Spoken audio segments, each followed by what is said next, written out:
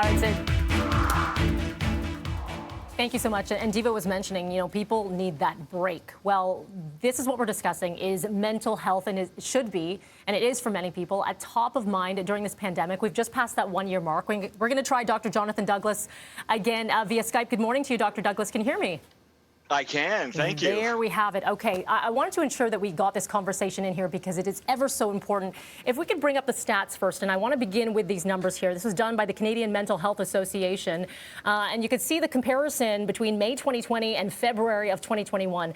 When you look at that massive difference here, when asked if mental health is very good. Obviously, you're seeing a big dip here in what most people were polled here, and many respondents think our province will be facing a major mental health crisis. Does any of this surprise you? No, not at all. The thing to realize is that this is, in a sense, the second wave of the mental health crisis, because we were in a mental health crisis before the pandemic. So we already were having people, under high levels of stress throughout our society. We had lots of people needing mental health services and not being able to access them adequately.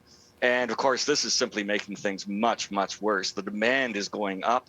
And I think we've done a fair job of increasing access to services in some ways. For example, we're now offering services digitally and this kind of a thing, which allows us to reach out of the office, reach out of our own communities, access people, who may not have had access to services otherwise.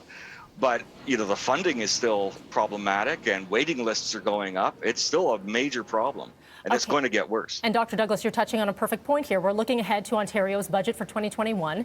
It's coming out on the 24th, I believe, 24th of March. So what would you like to see in the budget when it comes to accessibility services and dollars spent in what, as you say, is another pandemic? Well, anything more would be better, really. We need to see a much greater emphasis on addiction services, mental health services in general. We need to have greater access to psychology, to registered psychotherapy, social work, across the board. Whatever the services are, we need to be able to increase it.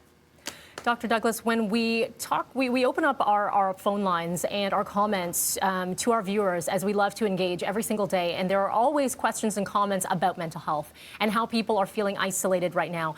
Someone who felt that they were of great state of mind is not doing so well. People who weren't well before are feeling even more like they're helpless. So I guess this is a two-part question. One is, for those who are watching right now, what do you say to people where we sit in this pandemic world? What do you say to make them feel any better? Well, number one, we have to maintain hope. We have to recognize that what we're seeing right now is not the way it's going to be forever, right? It's been a very long year, and we're not out of the tunnel yet, but we are moving through the tunnel. We're getting somewhere in terms of, resolving this crisis. And, we're going to see things, improve eventually. And it's not going to be fast enough, and it's going to be frustrating in the meantime. Nerves are fraying, right? I love the message, of be kind.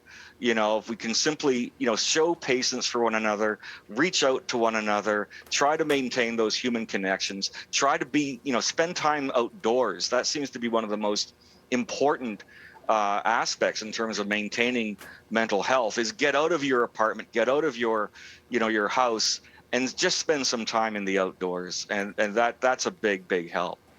You touched on some really great points there, and I think also for us to understand that you never know what someone's going through, and never to assume that you know what someone's going through. But if you can be there as a friend, as a support to do your very best, because you might be struggling as well. Dr. Douglas, appreciate your insights. Thank you so much. It's my pleasure. Thank you. Take care. All right, 7:16 is your time right now. We're going upstairs to Steph. Steph, how are you doing?